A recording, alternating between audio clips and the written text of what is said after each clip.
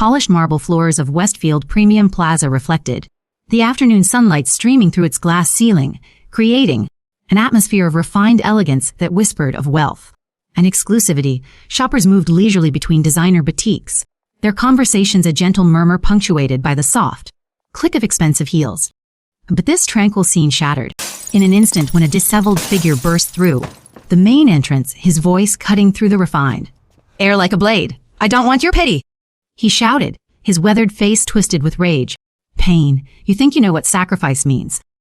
Seen things that would break your privileged minds." Man's torn military jacket bore faded insignia, and his eyes held a haunting intensity that made security guards freeze mid-step. Shoppers backed away in alarm as he continued his rant, revealing disturbing details about classified missions and fallen comrades that seemed far too specific to be the ravings of a madman.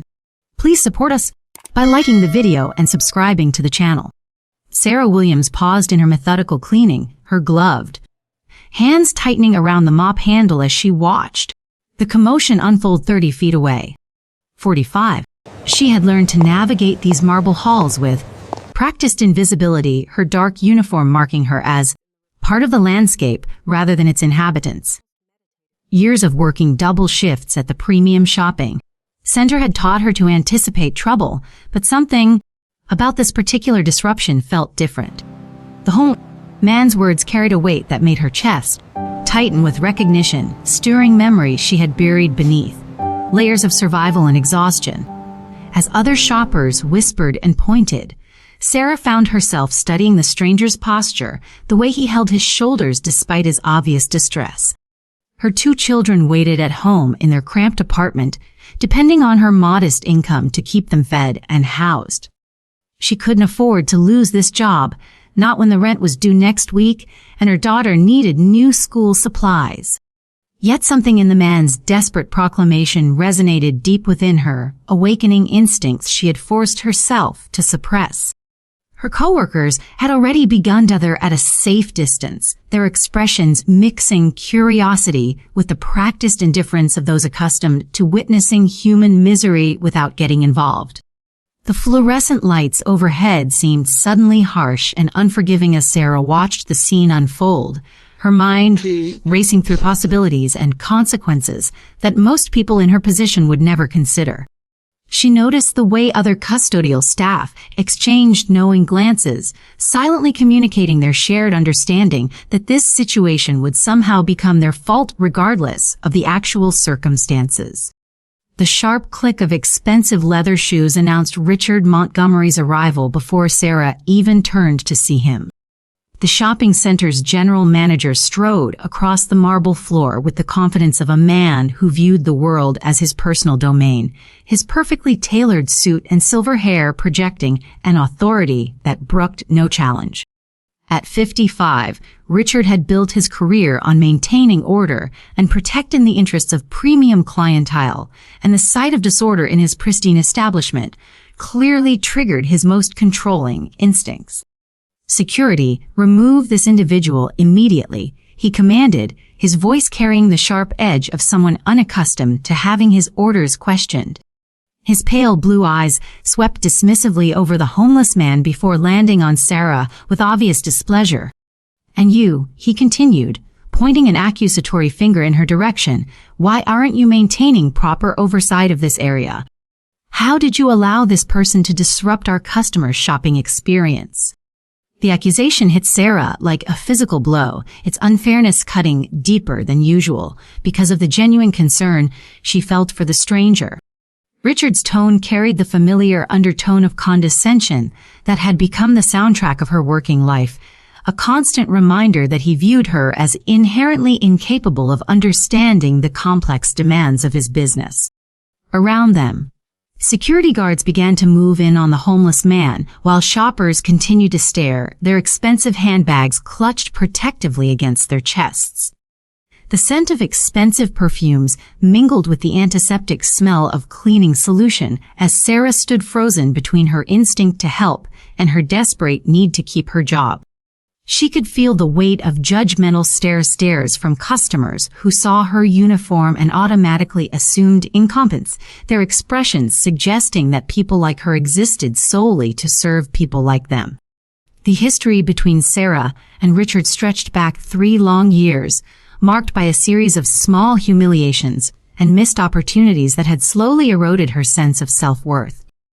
When she first applied for the custodial position, fresh from the devastating financial collapse that followed her husband's death, she had harbored quiet hopes of eventually working her way up within the organization. Her work ethic was impeccable, her attendance perfect, and her interactions with customers consistently professional and helpful. Yet every promotion opportunity had somehow slipped through her fingers, awarded instead to less qualified candidates who happened to share Richard's demographic profile.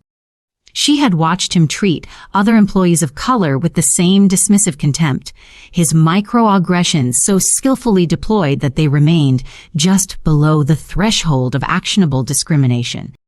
The way he questioned her competence, the subtle implications that she was fortunate to have any job at all, the casual assumptions about her background and capabilities, all combined to create a hostile environment that wore away at her confidence like water-eroding stone. Other staff members had learned to look the other way when Richard displayed his casual cruelty, understanding that challenging his behavior would only invite retaliation. Sarah had developed her own coping mechanisms, focusing on her children's needs and the steady paycheck that kept them housed and fed, even as each workday chipped away at her sense of dignity and self-respect. She remembered the time Richard had questioned whether she could understand basic inventory management, suggesting that such concepts might be beyond someone with her background. She remembered him assigning her the most demeaning tasks while praising white employees for far less effort. Most painfully, she remembered the assistant manager position that had gone to a 23-year-old white college dropout while her decades of professional experience were dismissed as irrelevant. The weight of her former life pressed against Sarah's chest as she watched Richard berate the homeless veteran, memories threatening to break through the careful barriers she had constructed around her heart. 7 years ago, she had been attorney Sarah Williams, specializing in veterans' rights advocacy with a prestigious law firm downtown. Her days had been filled with purpose and intellectual challenge, fighting for the men and women who had sacrificed so much in service to their country. She had taken pride in her ability to navigate complex legal systems, to translate bureaucratic language into actionable solutions for veterans struggling with disability claims, housing issues, and mental health services. Her office walls had been lined with thank you letters from clients whose lives she had helped rebuild, and her professional reputation had opened doors throughout the legal community. She had argued cases before military review boards, negotiated with Veterans Affairs administrators, and secured millions in benefits for service members who had been failed by the system designed to support them. But cancer had stolen her husband slowly, viciously, draining their savings and forcing her to choose between her career and her family's immediate survival. The medical bills had consumed everything, their comfortable middle-class existence disappearing beneath an avalanche of treatment costs and lost income. David's illness had required constant care during his final months, making it impossible for Sarah to maintain her demanding caseload. When David finally lost his battle, Sarah found herself alone with 2 young children, no savings, and a mountain of debt that made returning to legal practice impossible. The gap in her resume, combined with her desperate need for immediate income, had forced her into a service industry that treated her education and experience as irrelevant luxuries rather than valuable assets. Her law school classmates had moved on to partnerships and judicial appointments while she scrubbed toilets and mopped floors, her legal expertise gathering dust alongside her diplomas in a storage unit she could barely afford to maintain. A chill ran down Sarah's spine as she observed the homeless man more closely, her trained eye catching details that others missed in their hurry to dismiss him as just another unfortunate soul. His military bearing remained evident despite his obvious struggles, the way he held himself speaking to years of discipline and service that homelessness could not entirely erase. The specific terminology he used when describing his military experience, The tactical awareness he displayed even in his agitated state, the haunted look in his eyes that she had seen in countless clients during her legal career, all pointed to a man whose story was far more complex than his current circumstances suggested. As a veterans' rights attorney, she had developed an ability to recognize the signs of severe post-traumatic stress, the particular kind of dissociation that affected combat veterans who had witnessed unspeakable horrors. This man's behavior patterns, his responses to perceived threats, even the way he positioned himself in relation to exits and potential dangers, all aligned with profiles she had studied extensively during her years advocating for military personnel. Something nagged at her memory as she listened to fragments of his desperate monologue, a sense that his story contained elements that didn't quite fit the typical narrative of veteran homelessness. Her instincts, honed by years of legal investigation and client advocacy, whispered that there was more to this man's situation than met the eye, secrets buried beneath layers of trauma, and survival that might change everything if properly understood. She noticed the way he referenced specific military operations with dates and details that suggested direct participation rather than second-hand knowledge. His mention of a mission designation, she vaguely remembered from classified briefings years ago, sent a jolt of recognition through her system, though she couldn't immediately place the context. The faded unit patch on his jacket, though torn and weather-stained, bore markings associated with Special Operations Forces, the kind of elite units whose members rarely ended up on the streets without significant backstory. Sarah's legal training had taught her to trust these instincts, to recognize when surface appearances concealed deeper truths that demanded investigation and advocacy. She found herself mentally cataloging details about the man that might prove important later, a habit from her attorney days that she had never quite managed to suppress despite years away from legal practice. The way he spoke suggested education beyond high school, possibly even officer training, and certain phrases he used indicated familiarity with military protocol at levels higher than enlisted personnel typically experienced. Richard gathered the staff before the shopping center opened to the public, and the atmosphere in the break room felt tighter than usual, as though the walls themselves had contracted overnight to accommodate his authority. He positioned himself near the bulletin board with his tablet in hand, projecting confidence through posture alone, and began speaking about standards with the kind of rehearsed precision that suggested he had practiced this speech in front of a mirror. The words that followed were wrapped in corporate language about brand integrity and customer experience. But everyone in that cramped space understood the subtext immediately, because Richard had never been subtle about his prejudices, despite his attempts at professional Polish. He unveiled a new security protocol that required all employees to report anyone who appeared suspicious, anyone who loitered without making purchases, anyone whose presence disturbed the premium atmosphere he had worked years to cultivate. The policy used carefully neutral phrases like maintaining appropriate standards and ensuring customer comfort, but Sarah recognized these euphemisms for what they truly were: coded language that gave official permission to profile and exclude based on appearance and socioeconomic status. His eyes swept across the assembled workers and landed on Sarah with deliberate weight, holding her gaze just long enough to communicate that this policy had been designed with her recent behavior specifically in mind. Around her, coworkers nodded with the resigned obedience of people who had learned that questioning management meant risking the paychecks that kept their own families housed and fed. Sarah felt her throat constrict as she absorbed the full implications of what Richard was implementing, understanding that this was not simply about security, but about weaponizing company policy to enforce his personal vision of who belonged in spaces he controlled. That afternoon brought Sarah her first opportunity to connect with James away from the scrutiny of security cameras, when she discovered him sitting in a forgotten service corridor behind the loading docks where delivery trucks rarely ventured during business hours. The concrete wall still radiated heat from the morning sun, and the air carried the mingled scents of diesel fuel, industrial cleaning products, and the faint sweetness of rotting produce from the dumpsters nearby. She approached slowly, with her cleaning cart providing plausible justification for her presence, moving with the careful deliberation of someone who understood that even kindness could be reframed as insubordination if witnessed by the wrong eyes. She introduced herself simply, stating her name without expectations, and asked if he was aright with a gentleness that seemed to surprise him based on how his weathered features softened slightly at the question.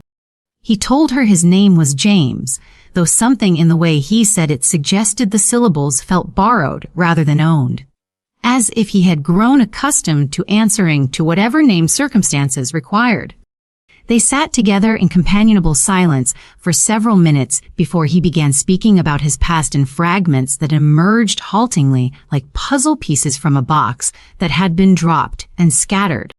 He described deployments to regions whose names could not be spoken publicly, missions that existed in classified files rather than official records, and decisions made under impossible circumstances that left permanent marks on the soul regardless of whether those decisions had been morally correct. Sarah listened with the trained attention of her former profession, noting the specific military terminology he used, the tactical awareness that remained evident in how he positioned himself with sight lines to all exits, and the particular quality of trauma that marked combat veterans she had represented throughout her legal career. Something about the precision of certain details he mentioned struck her as unusual for someone who had served in standard infantry roles, suggesting a level of responsibility and clearance that did not align with the typical narrative of veteran homelessness. The confrontation Sarah had been dreading arrived the very next morning when Richard intercepted her near the service elevators with 2 security guards flanking him like punctuation marks emphasizing his authority. His face had flushed red with barely contained anger, and his voice carried the sharp edge of someone who believed his directives should never require repetition or clarification. He demanded to know what exactly she thought she was doing fraternizing with vagrant individuals after he had made his expectations abundantly clear during the morning briefing less than 24 hours earlier. Sarah attempted to explain that she had simply been ensuring that a person on the property was not experiencing a medical emergency, which fell under the general duty of care that any responsible employee should exercise regardless of that person's housing status. Richard dismissed her explanation with a derisive laugh that communicated more contempt than words ever could, informing her that her job description included cleaning floors and emptying trash receptacles, but absolutely did not extend to playing amateur social worker for people who had no legitimate business being anywhere near his establishment. The verbal assault continued as he outlined the consequences she would face if she persisted in this behavior, painting a vivid picture of unemployment in an economy where jobs like hers could be filled within hours by people who understood the importance of following instructions without debate. He then turned his attention to James, who had materialized at the edge of the loading dock, as if drawn by the sound of conflict, and delivered an ultimatum with chilling precision. James had 60 seconds to remove himself from the property or face arrest for criminal trespassing, and Richard would personally ensure that any charges filed would result in the maximum possible jail time. The threat hung in the humid air as James met Richard's gaze with unexpected dignity, slowly rising to his feet and walking away with shoulders squared despite his obvious exhaustion. And Sarah felt something fundamental shift within her chest, a transformation from passive endurance to active resistance. The pattern that emerged over the following days revealed the systematic nature of Richard's campaign against both James and anyone who showed him compassion. Sarah began noticing how security guards seemed to materialize whenever James appeared anywhere within a 3-block radius of the shopping center, how they followed him with hands resting on their equipment, in postures designed to intimidate rather than protect. She observed the careful choreography of harassment that stopped just short of actions that might generate liability, the way guards would position themselves to block James from public benches, or force him to keep moving through spaces where he had every legal right to rest. Meanwhile, Richard's treatment of Sarah intensified with each passing shift, assigning her the most physically demanding and degrading tasks available, from scrubbing the grout in high-traffic restrooms with a toothbrush to cleaning up bodily fluids that other employees somehow never encountered. He began appearing unexpectedly during her shifts to critique her work with increasingly harsh language, questioning whether she possessed the cognitive capacity to understand basic instructions or whether her deficiencies reflected deeper limitations.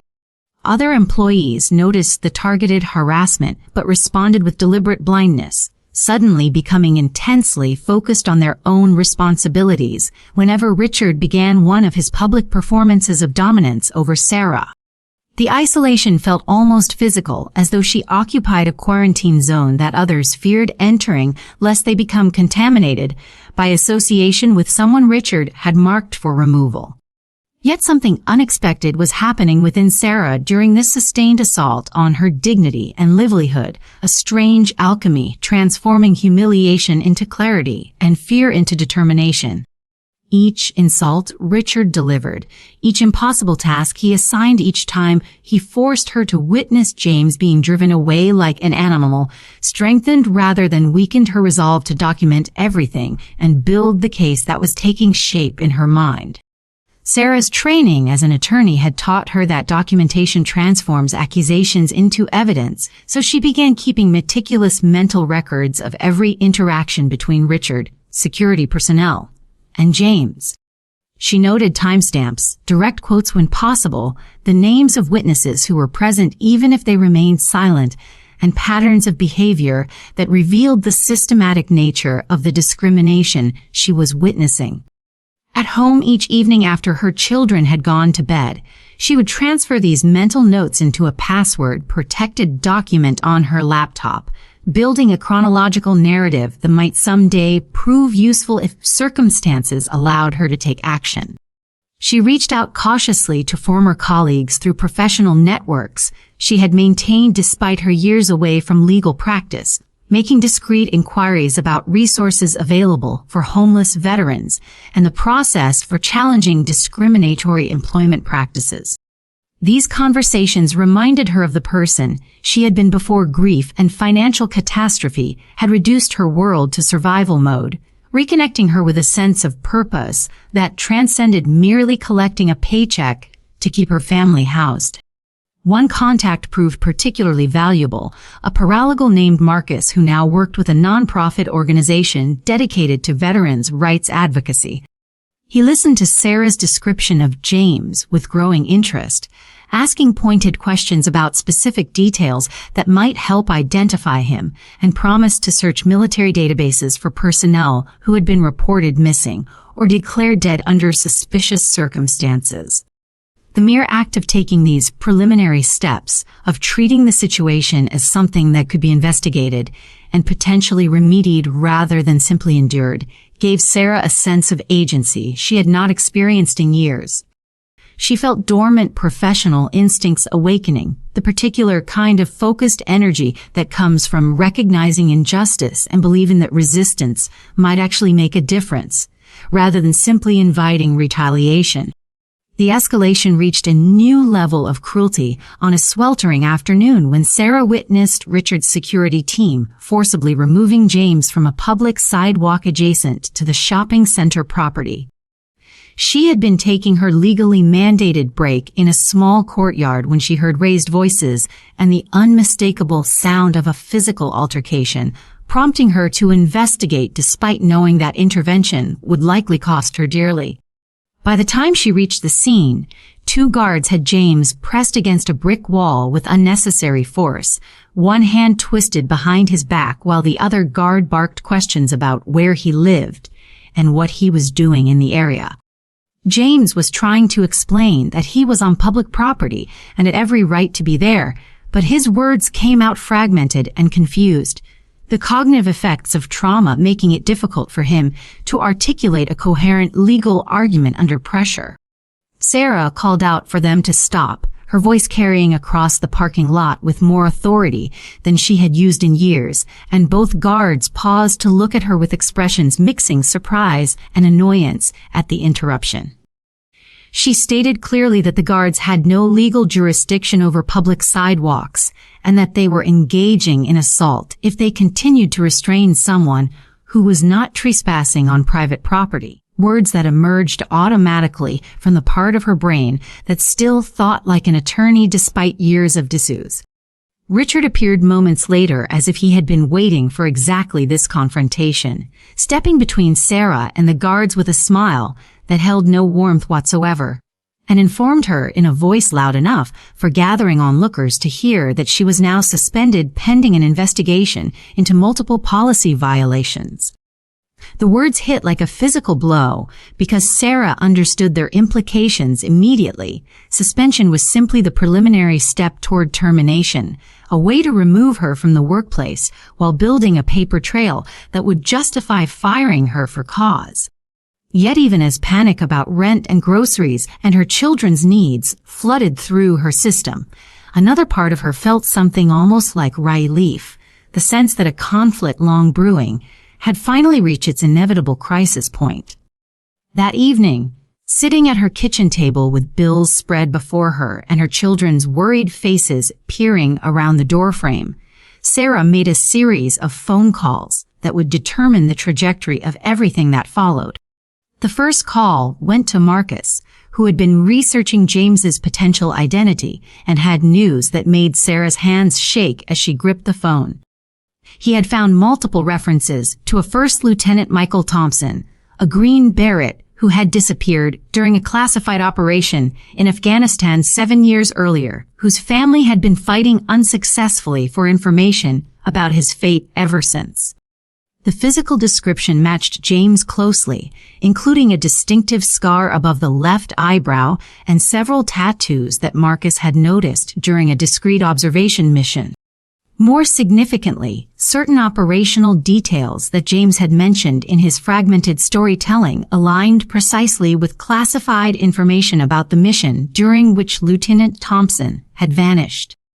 Marcus explained that proving James was actually Michael Thompson would require DNA evidence or some other form of irrefutable identification, but the circumstantial evidence was already compelling enough to warrant further investigation.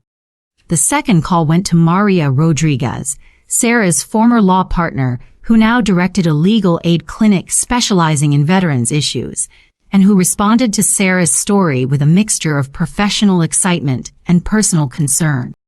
Maria agreed to take the case pro bono if they could establish James's true identity, noting that the potential implications extended far beyond one homeless veteran to questions about how the military treated soldiers who became inconvenient after missions went wrong.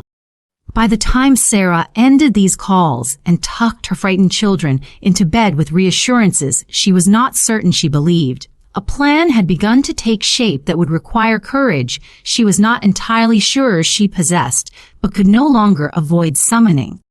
The following morning brought new developments that confirmed Richard's determination to eliminate both James and anyone who defended him from his carefully curated commercial ecosystem. Sarah arrived to find the shopping center crawling with additional security personnel, not the usual guards in their standard uniforms, but a new contingent wearing tactical gear that seemed wildly disproportionate to the supposed threat of one homeless veteran. These men moved with military precision, communicating through earpieces and hand signals, treating the marble corridors of a shopping mall as though they were hostile territory requiring aggressive pacification. Sarah watched from a distance as they established checkpoints at every entrance, stopping and questioning anyone whose appearance deviated from Richard's narrow vision of premium clientele, turning away groups of teenagers who looked too urban, elderly people who seemed too poor, anyone whose presence might remind wealthy shoppers that poverty existed within the same city limits. The message being sent was unmistakable. This was no longer simply about removing one troublesome individual, but about using that removal as justification for implementing a broader regime of exclusion based on class and race. Sarah felt sick watching this transformation unfold, understanding that Richard had successfully leveraged fear and prejudice to expand his personal biases into institutional policy that would outlast his individual tenure.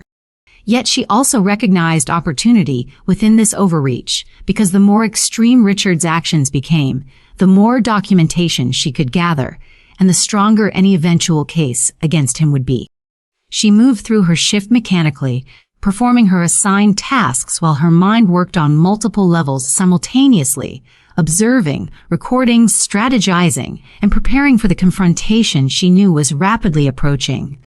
The violence that Sarah had feared finally erupted on a Thursday afternoon when she discovered James being beaten by security guards in a blind spot behind the loading docks where surveillance cameras had conveniently been deactivated for maintenance.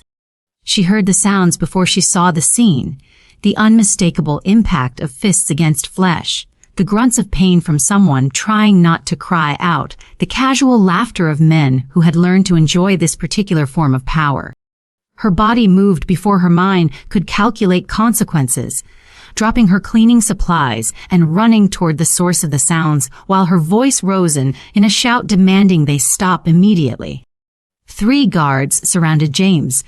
who was curled on the ground trying to protect his head while blood streamed from his nose and a cut above his eye, and they barely paused their assault when Sarah arrived except to tell her to mind her own business if she knew what was good for her.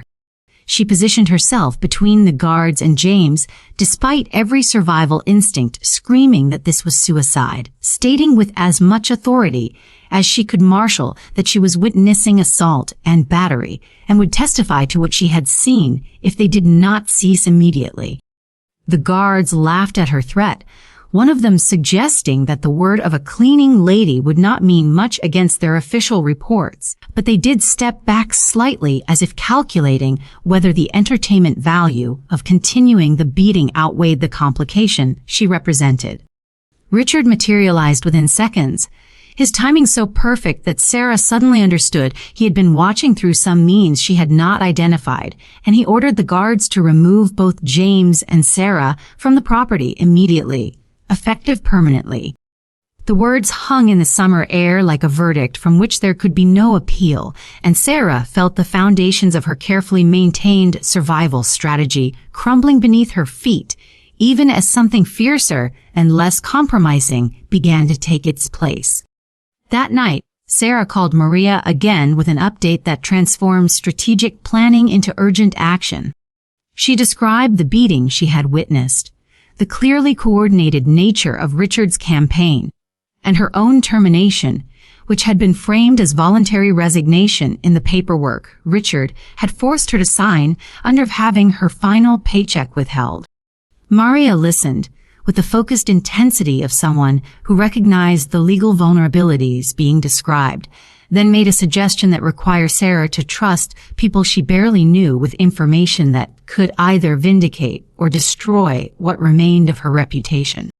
Maria proposed bringing in a team that included a private investigator to document the pattern of harassment, a civil rights attorney to explore discrimination claims, and most importantly, a specialist in military personnel cases who could help establish James's true identity and potentially connect his situation to broader issues of how the Department of Defense treated soldiers who became inconvenient. The plan would require Sarah to return to the shopping center despite her termination to make one final contact with James and obtain the DNA sample that would either confirm or disprove the theory that he was Lieutenant Michael Thompson, a task that carried significant personal risk but represented the only pathway forward that did not simply abandon him to circumstances that would likely kill him within months. Sarah agreed without hesitation, understanding that she had already crossed too many lines to retreat back into the safety of silence and compliance, and spent the remainder of the evening explaining to her confused and frightened children that sometimes doing the right thing costs more than we want to pay, but still remains the only choice that allows us to recognize ourselves in the mirror. She helped them with homework, tucked them into bed with stories about heroes who persisted despite fear, and then sat alone in the dark planning the confrontation that would either restore meaning to her existence or confirm that the universe had no interest in rewarding courage with anything except additional suffering. Sarah returned to the shopping center on a Friday morning when the parking lot was still half empty, and the security shift change created a brief window of reduced surveillance. She carried with her not just the DNA sample that Maria had arranged to have tested through a private laboratory with connections to military personnel databases, but also printed copies of test results that had arrived 2 days earlier, confirming what her instincts had insisted all along.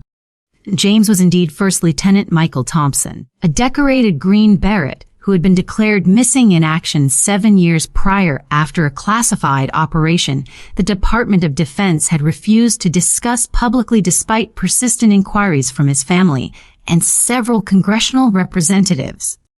Armed with this irrefutable evidence, Sarah had spent the previous 48 hours coordinating with Maria's legal team, with veteran advocacy organizations that had been searching for Thompson since his disappearance, and with a journalist named Catherine Chen who specialized in investigative reporting about military accountability and had been following the Thompson case for years. The plan they had developed together was ambitious and risky, requiring precise timing and the cooperation of multiple parties who would need to arrive simultaneously to prevent Richard from shutting down the confrontation before it could unfold publicly.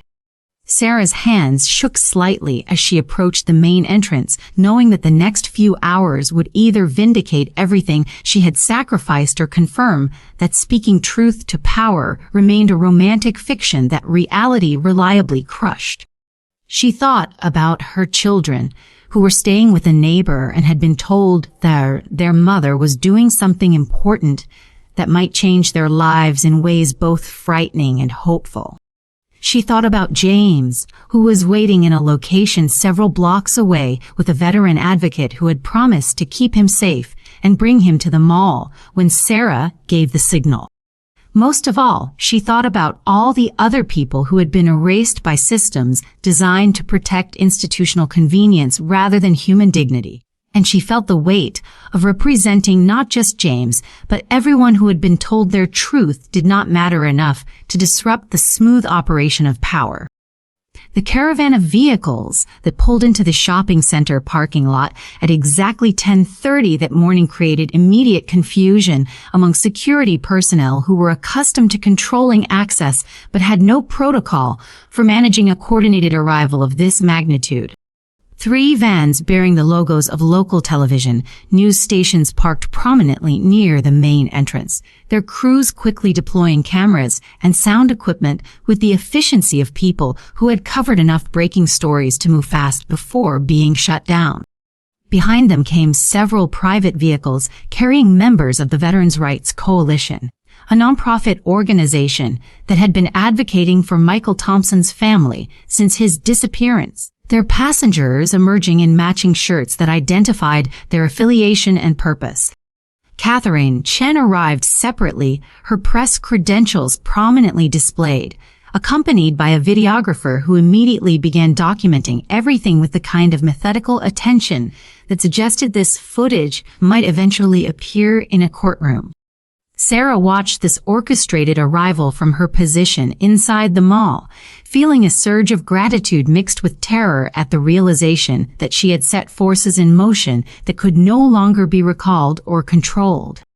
Security guards spoke urgently into their radios, clearly receiving instructions from Richard about how to respond to this unexpected incursion. But the presence of news cameras created a constraint on their usual tactics because violence captured on live television tends to generate consequences that even privileged managers cannot entirely escape. Within minutes, a crowd began to gather as shoppers and employees alike sensed that something significant was unfolding, their phones emerging to capture images and video that would soon circulate through social media networks with the viral velocity that authentic drama generates in an age of performative content. Sarah moved through the gathering crowd toward the central atrium where she had arranged for everyone to converge, her heart pounding so hard she could feel it in her throat. And when she reached the designated spot, she pulled out her phone and sent the single-word text message that would bring James into the space where his truth could finally be spoken aloud.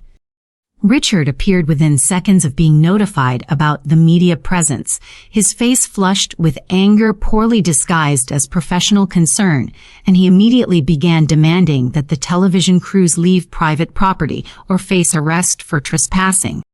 Catherine Chen stepped forward with the calm authority of someone who had faced such threats many times before and knew exactly which legal boundaries she was operating within, explaining that the shopping center status as a public accommodation under state law meant that journalists had legitimate access for the purpose of covering newsworthy events occurring on the premises.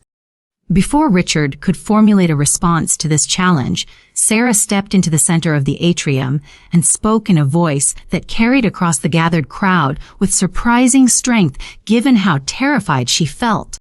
She identified herself not as a custodial worker, but as attorney Sarah Williams, a former legal advocate for veterans' rights who had spent 7 years representing service members failed by the systems meant to support them. And she explained that she was present today to expose an injustice that had been hidden in plain sight for far too long. The gasps and murmurs that rippled through the crowd told her that people were listening, really listening. And she felt the old courtroom confidence returning as she laid out the narrative she had spent weeks constructing. She described how a homeless veteran had been systematically harassed, assaulted, and dehumanized by the shopping center's management and security personnel, how she had been threatened and ultimately terminated for attempting to defend his basic human rights, and how investigation into his identity had revealed a truth so shocking that it demanded public accountability. Richard attempted to interrupt, to assert his authority over the proceedings, but Catherine Chen's camera operator had positioned himself to capture Richard's every reaction. And the presence of that lens created a stage where Sarah's voice suddenly carried more weight than his title. The moment when James walked into the atrium accompanied by 2 veteran advocates wearing their military service caps felt like a scene from a film where time slows down and every detail becomes hyperreal and significant. The crowd parted instinctively to let him pass, and Sarah watched faces transform as people saw not a threatening vagrant, but a man walking with the bearing of someone who had served something larger than himself, despite the visible evidence of suffering etched into his features. One of the advocates, a retired Marine colonel named Robert Martinez, who had commanded troops in 3 combat deployments, stepped forward and spoke with the crisp authority that military training makes permanent in a person's voice. He explained that the man standing before them was not named James, but was in fact First Lieutenant Michael Thompson, a Green Beret who had been declared missing in action 7 years earlier after a classified operation in Afghanistan, whose family had spent years demanding answers from a Department of Defense more interested in protecting classified information than acknowledging what had happened to one of their elite soldiers.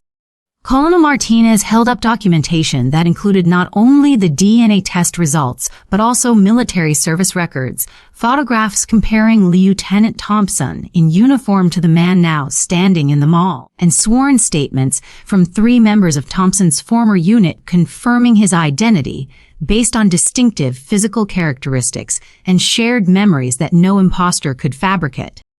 The crowd's reaction shifted from curiosity to shock to something approaching awe as people began to understand they were witnessing not just a human interest story, but the exposure of a systemic failure that had allowed a decorated war hero to disappear into homelessness, while the institutions responsible for his welfare pretended he simply did not exist. Sarah saw tears on faces throughout the gathered crowd, saw people pulling out phones to capture images and share them instantly across networks that would carry this story far beyond the marble corridors of one shopping mall. And she understood that documentation was becoming armor that would make it much harder for those in power to simply erase this moment the way they had erased Lieutenant Thompson. Richard's response to these revelations moved through several distinct phases that played out in real time before cameras and witnesses who would remember each stage.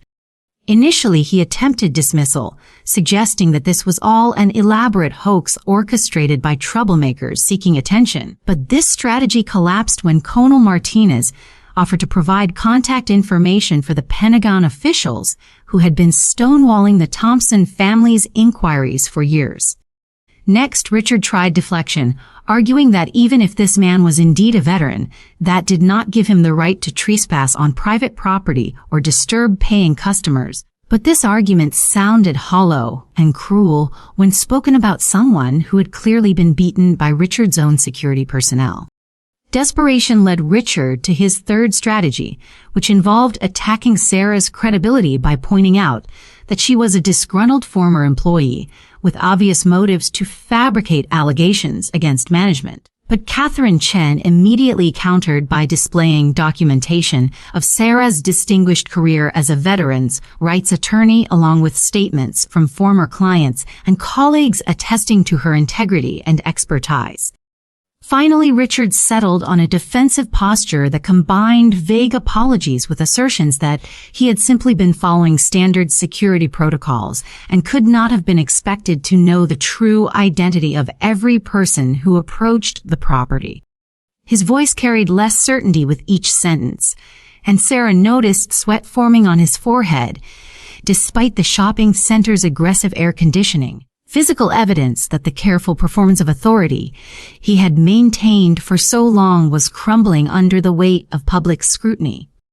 She felt no satisfaction in watching his discomfort, only a wary recognition that powerful people rarely face consequences unless their misconduct becomes too visible to ignore. And even then, they often escape with their fundamental privilege intact, while those they harmed continue to bear the costs of that harm long after media attention moves elsewhere. The transformation that occurred among the shopping center employees who had witnessed Richard's treatment of Sarah and James unfolded gradually as the safety of collective action became visible. Maria, the coworker who had avoided eye contact when Sarah was being publicly humiliated, stepped forward first with a voice that shook but did not break, describing the hostile work environment Richard had created and maintained through years of microaggressions, discriminatory assignments, and retaliation against anyone who questioned his decisions. Her testimony opened space for others, and within minutes, Sarah found herself surrounded by current and former employees sharing stories that created a pattern impossible to dismiss as isolated incidents or misunderstandings. They described how Richard routinely assigned the most degrading tasks to employees of color while praising white workers for minimal effort, how he had blocked promotions for qualified candidates whose demographics did not match his preferences, how he had created an atmosphere where speaking up about injustice meant guaranteeing professional destruction.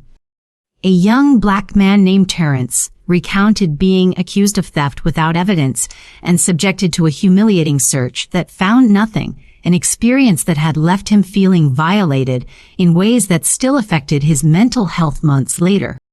An older Latina woman named Rosa described being mocked for her accent during staff meetings, with Richard imitating her pronunciation in ways that made other employees laugh nervously, because they understood that silence meant complicity, but conjecture meant becoming the next target. Each story added weight to the accumulating evidence that what had happened to Sarah and Lieutenant Thompson was not aberrational but representative of how Richard wielded power consistently against anyone he viewed as existing outside his narrow definition of acceptable humanity. Sarah listened to these testimonies with tears streaming down her face, overwhelmed by the courage it required for people whose economic survival depended on remaining invisible to make themselves visible in the most public way possible, and she understood that whatever happened next, this moment of collective truth-telling had already shifted something fundamental in the relationships among people who had been forced to compete for crumbs from tables they had been prohibited from joining. Colonel Martinez used the platform created by media presence and gathering momentum to deliver an impromptu speech about the broader crisis of veteran homelessness that Lieutenant Thompson's story illuminated with devastating clarity. He explained that approximately 40,000 veterans experience homelessness on any given night in America, a number that represents not individual failures but systemic betrayals by a society that demands sacrifice from service members while providing inadequate support when they return home carrying physical and psychological wounds that make civilian reintegration extraordinarily difficult.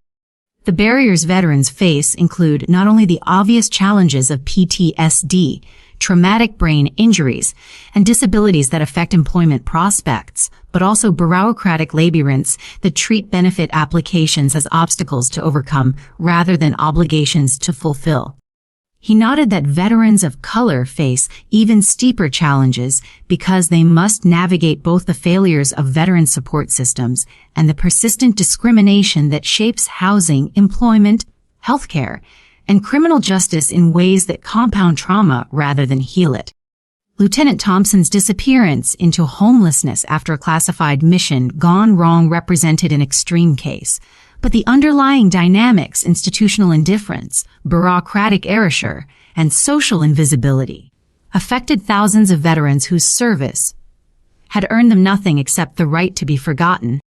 Colonel Martinez's voice cracked with emotion as he spoke about the moral obligation that a nation incurs when it sends people to war, an obligation that does not end when those people return home but extends across lifetimes and requires building systems that actually function to support healing rather than systems that perform support while delivering abandonment.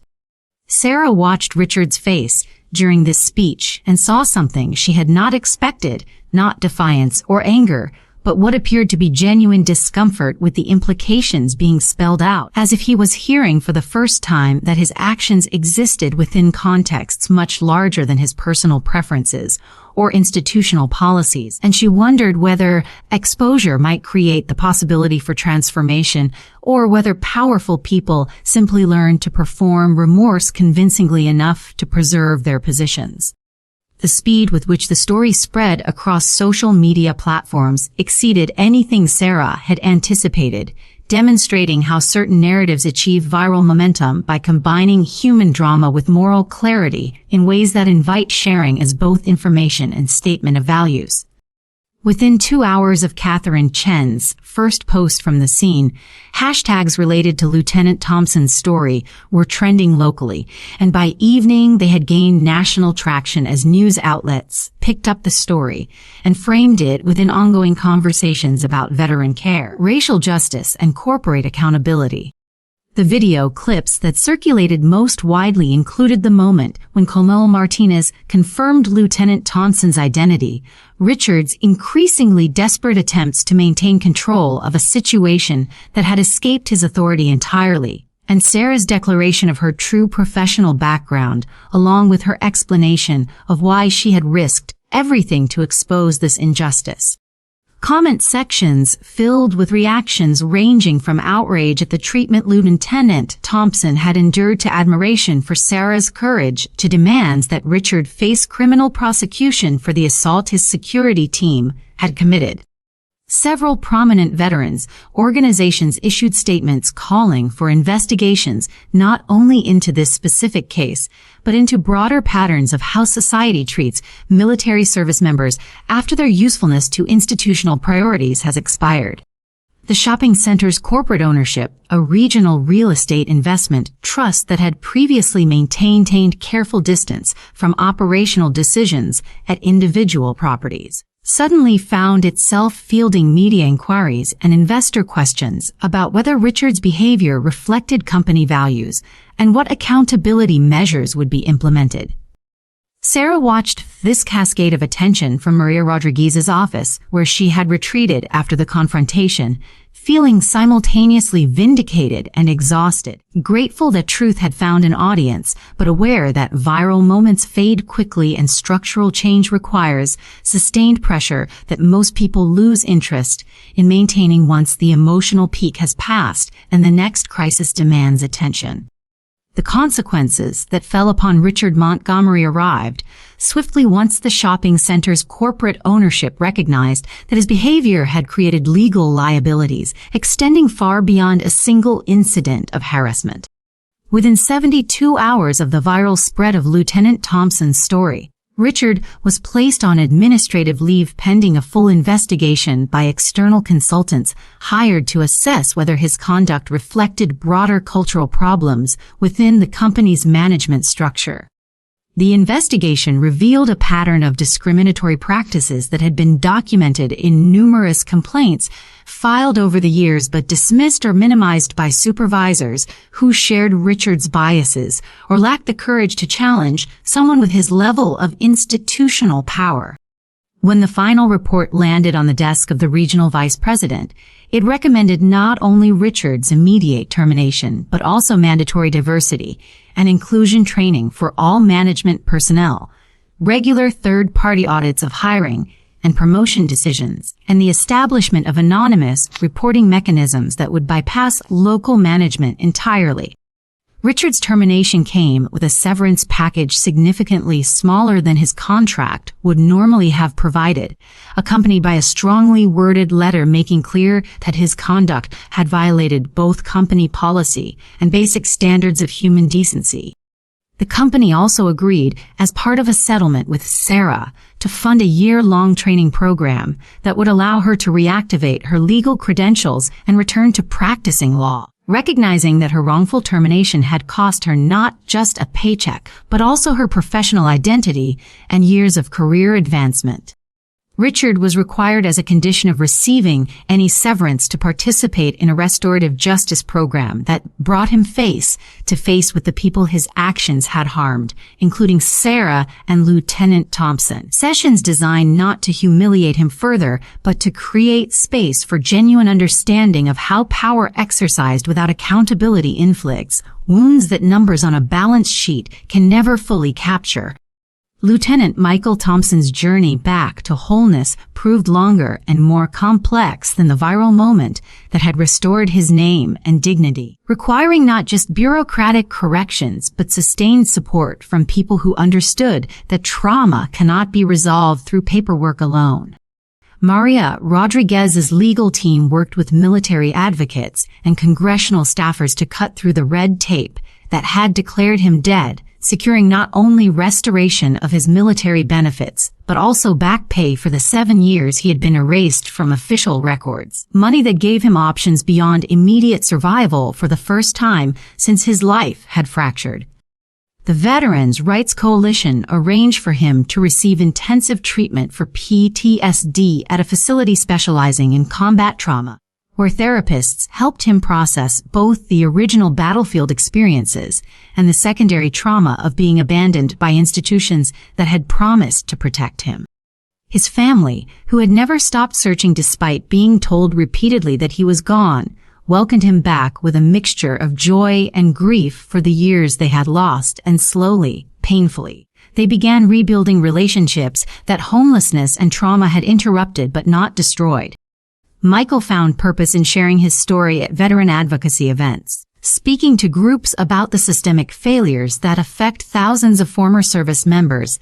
and the importance of creating support networks that function without requiring people to advocate for themselves while simultaneously fighting mental illness and economic precarity. Sarah maintained contact with Michael throughout his recovery, their bond forged in crisis evolving into a friendship based on mutual respect and shared commitment to ensuring that other veterans would not fall through the cracks the way he had. She eventually returned to legal practice, specializing in veterans' rights. Her own experience of falling from professional security into precarious survival, giving her a credibility, empathy, and made her extraordinarily effective at navigating systems designed to exhaust rather than serve the people they claimed to help. The story that began with one woman refusing to look away when power demanded invisibility ended with ripples extending far beyond the individuals directly involved, creating precedents and conversations that changed how communities understood their obligations to the most vulnerable among them. The shopping center itself underwent visible transformation as new management implemented policies that explicitly welcomed all community members regardless of appearance or economic status, hiring formerly homeless individuals for positions that came with living wages and pathways to advancement, turning the space that had been a monument to exclusion into an example of what becomes possible when institutions choose accountability over image management. Local media continued following Michael's recovery and Sarah's return to legal practice, their partnership becoming a model for how ordinary citizens can challenge systemic injustice when they refuse to accept that power absolves itself from moral consequences. If you have ever witnessed injustice and wondered whether your voice could make a difference, or if you have experienced discrimination that left you feeling powerless and alone, please share your story in the comments below because these testimonies build the collective courage that makes change possible. The conversation we have together in this space matters more than algorithms can measure, connecting isolated experiences into patterns that demand systemic response rather than individual resilience. If stories like this one resonate with you and you want to see more content that centers dignity, justice, and the power of ordinary people to challenge institutional failures, please subscribe to this channel and enable notifications so you never miss an opportunity to be part of a community that refuses to accept cruelty as inevitable. Every subscription tells platforms that audiences hunger for narratives where accountability wins and courage gets rewarded, shifting what gets produced and amplified in an attention economy too often dominated by content that numbs rather than awakens. And when you finish watching this video, please click on the next story appearing on your screen right now, because Lieutenant Thompson's journey is just one thread in a larger tapestry of people who survived systems designed to break them and emerged not just intact, but committed to ensuring others would not have to walk the same brutal paths alone. Thank you for bearing witness, for caring enough to watch until the end, and for carrying these truths with you into spaces where your voice and choices shape the world we build together.